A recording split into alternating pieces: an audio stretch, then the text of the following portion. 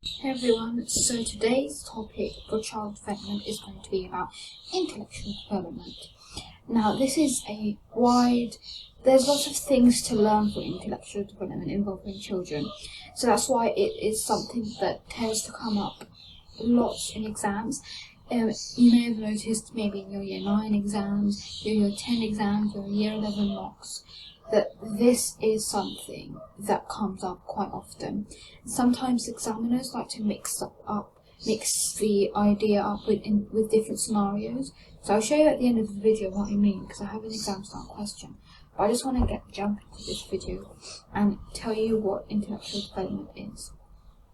This is in terms of children from birth to 5 years, because that's what GCSE level is anyway. So children need stimulation to learn, things like books with brightly coloured characters, or characters with books that have textures or materials or puppets. You know, the books which come with puppets that you can put your hands through and you can act out the scene in the book. They need toys, they need bright coloured toys, they need, as you can see in the picture here, there's lots of brightly coloured things. We've got lots of brightly coloured toy cars, almost like a rainbow. We've got a toy horse, which I used to have when I was young, which is full of colour. And this bag full of bricks, which is also helpful for intellectual development. All of that is colours. This is all stimulation, just to get the kid into the intellectual mode. Talking to children is really good. Giving them encouragement, attention, praising them when they've done something good, giving them all the love that you have, like parents or childcare carers or nursery teachers. Give them all the love that they need in order to develop intellectually. Praise them, and as I said, give them lots of encouragement. A healthy diet can help with intellectual development, because intellectual development, remember, has got to do with the brain, and some foods have like nutrition which can help with the development of the brain. Remember, for intellectual development, children learn not only by exploration but by observation. So they learn a lot by using their senses to watch and feel and listen, which is mostly for babies, newborns, or as they grow up. They develop intellectually by using their senses: eyes, mouth, nose, ears. They smell things, they hear things, they can see things. That's all observation and exploration. They're trying to figure out this new world. They learn about size, mass and volume. Children who are quite older, maybe the children in this picture, they help, like going to nursery is really helpful because there's activities like sand games where you learn about size or mass, like water games where you put your hand in the water and kind of, play with toy ships or toy boats. And with this you learn about size, you learn about mass, you learn about volume by exploring, so playing with buckets and sands, as I said. Then they can also learn by looking at books, as I said before. Picture books helps babies to learn, and when older children read with their parents or with their when children read with their older brothers or sisters or parents or nursery teachers, it helps them to learn to read from themselves. Repetition is very important, and whenever someone asks me about how, because at the moment I work because I took a vocational course and I work in a nursery, and I get questions about what's the best thing to help my child learn? What's the best thing to help my child get something stuck in their head, and like numbers or letters or colours, because they seem to forget it. I always tell them repetition is very important. Kids need to practice new skills by doing it over and over again. Even as a person who's like 16 now, I find when I revise that repeating what I've said for maybe languages, maybe Spanish, it really helps me learn stuff. As I said, repetition. So, for example, in terms of children, not a 16-year-old person, they learn nursery rhymes through endless repetition, and you may hear children just singing the nursery rhyme without even needing to look at the lyrics. Always answer children's questions. Children are curious about lots of things, especially those who are aged 2.5 to 3, they love to ask lots of questions, and questions that it may seem annoying, but it's worth it because you're helping your child to develop intellectually, because they're understanding new things, they're getting answers from you, they want to understand it.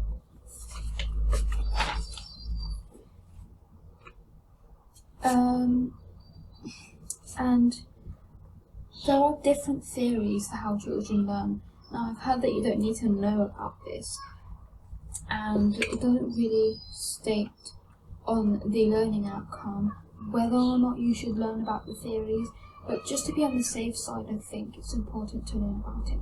So let's just take a look at the theories. I'm very sorry about the noise. I've just closed the window just so you don't hear anything and you can hear me clearly. So let's look at the social learning theory. So this was developed by a person called Bandura, and he or she said that children, they learn by watching how other people behave and then they copy them.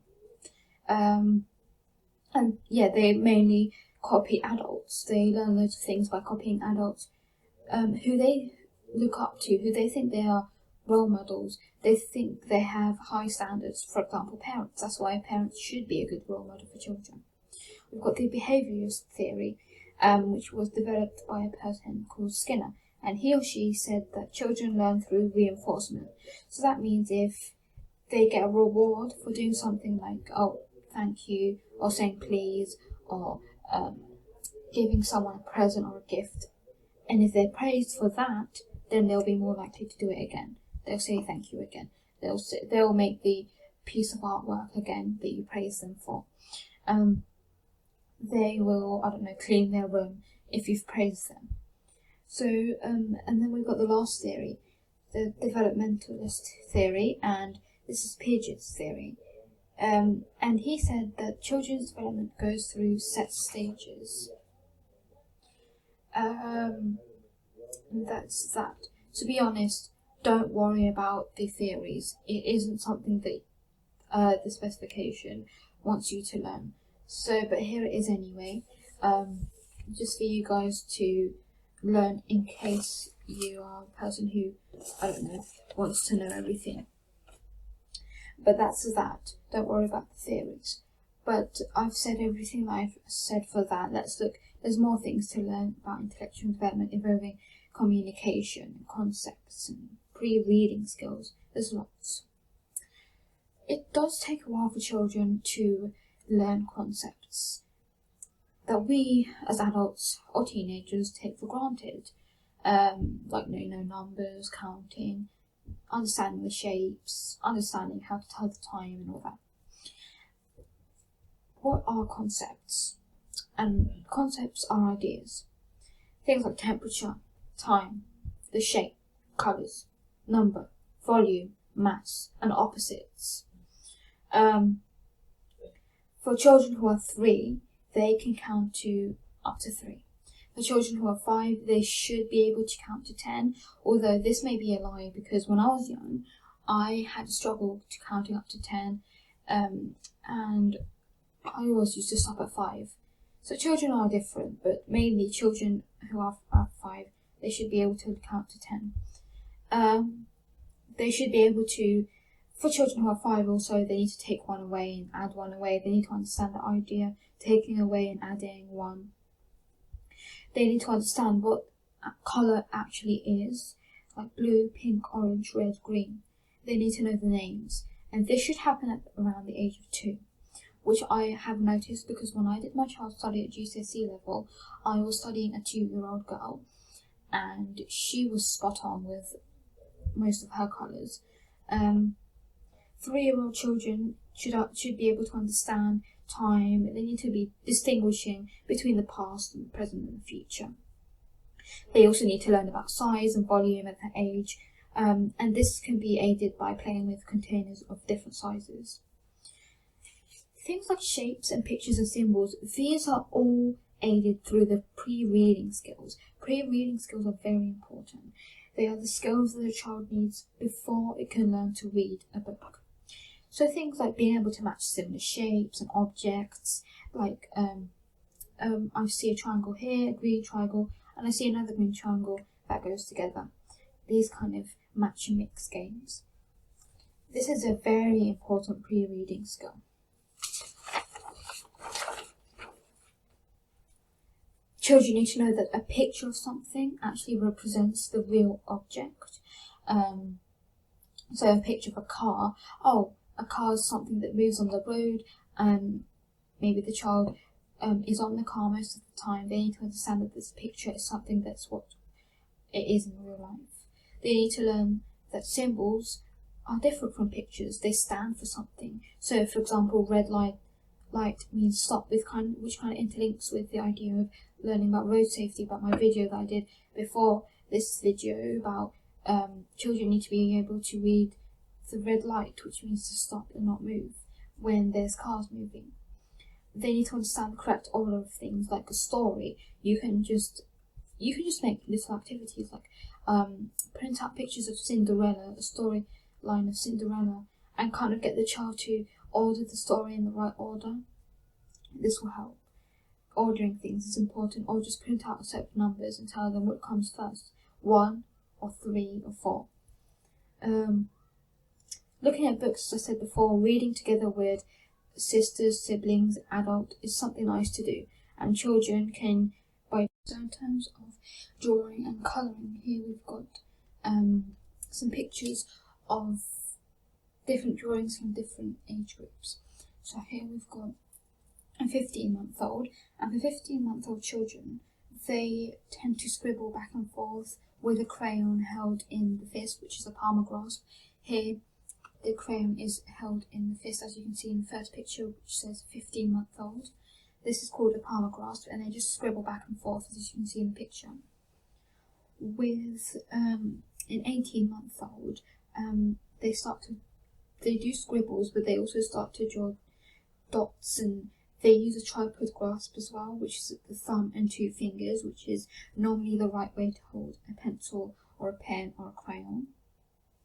For 2-year-old children, they tend to make lines and circular scribbles, and then 2.5, they start to draw circles and copy letters T and V. Between 2 and 3, children can copy the letter H. They can draw a round face with eyes, nose and mouth. And for 4-year-old children, they can draw a full-on person with body, head, arms and legs. 3-year-old children can draw a person, but they only put the arms and the legs. For 4-year-olds, they draw the whole body. Finally, for 5-year-olds, they draw a full house, as you can see here, the last picture, which I forgot to put 5-year-old on it, but this is a picture of the house and the car and the plane. They can draw all sorts of things. They can often write their own name as well. They can copy letters, several letters, not just the letters that I've mentioned before. And they can draw squares and triangles and trees and all sorts of things that they can imagine in their head. They can colour in as well, and they can draw houses and people and colour them in. So that's all got to do with the drawing side of the intellectual development, which we may be asked about. In the exam, you may get some pictures. In the exam, they may ask you to match which picture goes with which age, which is a common first type of question in an exam. As I said in the start of this video, I said that I wanted to go through a sample exam question. Now, since I don't have time, I need to leave. When I edit this video, I'm going to give you the points that you need to answer this question. Just read the question and just go through what I said before about the intellectual development, how children learn, and involving their parents as well. And just think about this question and try to answer it. Remember, it's 8 points, but I'm going to put the answer at the end of this video. I hope if you've enjoyed this video. Seems like I never say this in my videos, but I hope it's helped you. And if you have any other video requests that you want me to do, please tell me in the comments. Yes, Blue Light 44, I will do the illnesses, and I will do the rest of the parts for videos, and it won't be too late. So I hope you will be patient and I'll give you the video straight away. Thanks for watching.